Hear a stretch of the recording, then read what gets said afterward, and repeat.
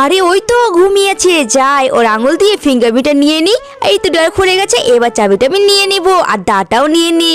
এবার চুপি চুপি পাটি পেয়ে ঘর থেকে বেরিয়ে যায় যাতে আমার পায়ের আওয়াজে ঘুম না ভাঙে। এবার সুন্দর করে দাটাকে আমি সান দিয়ে নি।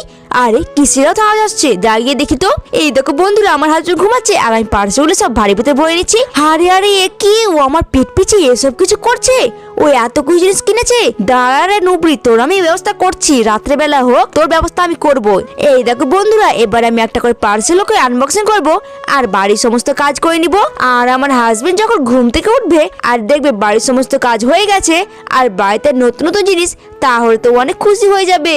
আর ও তো বুঝতে পারবে না যে ওর টাকা দিয়ে আমি এসব জিনিস কিনেছি, কারণ আমার হাজবেন্ড তো বাড়িঘর পরিষ্কার অনেক ভালোবাসে। কিন্তু আমার এই বাড়িতে নতুন কোনো জিনিসপত্রই নেই যে বাড়িঘরকে আমি সাজাবো। আর এই জন্য আমার হাজবেন্ডকে বলি আমাকে কিছু টাকা দাও, বাড়ির জন্য কিছু ডেকোরেশন জিনিস কিনবো। কিন্তু আমার হাজবেন্ড ওই হারকিপটা, ও তো আমাকে টাকা দিতেই চাই না আর আমাকে বকাঝকা করে বাড়িঘরটা নোংরা হয়ে থাকে তাই জন্য। কিন্তু বন্ধু তোমরাই বলো, বাড়িতে যদি সুন্দর সুন্দর জিনিসপাতি না থাকে আর আমি সাজাতে না পারি, তাহলে বাড়িঘর দেখতে কেমন করে সুন্দর লাগবে? কিন্তু এই কথা তো আমি আমার হাজবেন্ডকে আমি বুঝিয়েই পারি না। তখন আমি চুপি চুপি পকেট থেকে কিছু কিছু টাকা বের করে জমিয়ে রেখেছিলাম। আর দেখো সেই টাকা দিয়ে আমি এই পার্সেলগুলো কিনেছিলাম। কিন্তু আমার এই বদমাইশ হাজবেন্ডের জন্য তো আমি পার্সেল আনবক্সিং করতেই পারছিলাম না।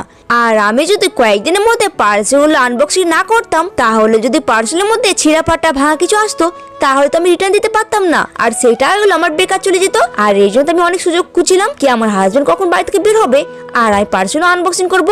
কিন্তু আমার এই বদমাইশ কিপটা হাজবেন্ড তো বাড়ি থেকে বের হতে চায় না, তাই জন্য তো আজকে আমি ভোর ভোর ঘুম থেকে উঠে গেছি আর দেখলাম আমার হাজবেন্ড ঘুমাচ্ছে আর এই সুযোগটাকে আমি কাজে লাগাচ্ছি। তাছাড়া তো আমার হাতের উপায় নেই। আমার মনে হয় আমার হাজবেন্ড কিছু টের পেয়েছে, এই জন্য তো বাড়ি থেকে যেতেই চাইছে না, তাই জন্যই ভোরবেলাতে আমি ঘুম থেকে উঠতে হলো। কি আর করবো তোমরাই বলো, এমন কিপ্ট লোকের সঙ্গে বিয়ে হয়েছে যে আমাকে সবকিছু লুকিয়ে লুকিয়ে কাজ করতে হচ্ছে। কিন্তু কি আর করবো, বিয়ে যখন হয়ে গেছে তখন তো আমাকে এটাই মানতে হবে। এবার থেকে তো আমাকে লুকিয়ে লুকিয়ে কাজগুলো করতে হবে। আর দেখো বন্ধু, তোমার সাথে কথা বলতে বলতে পার্সেল আনবক্সিং করি, আর তোমরা প্লিজ আমার জন্য একটা লাইক করো।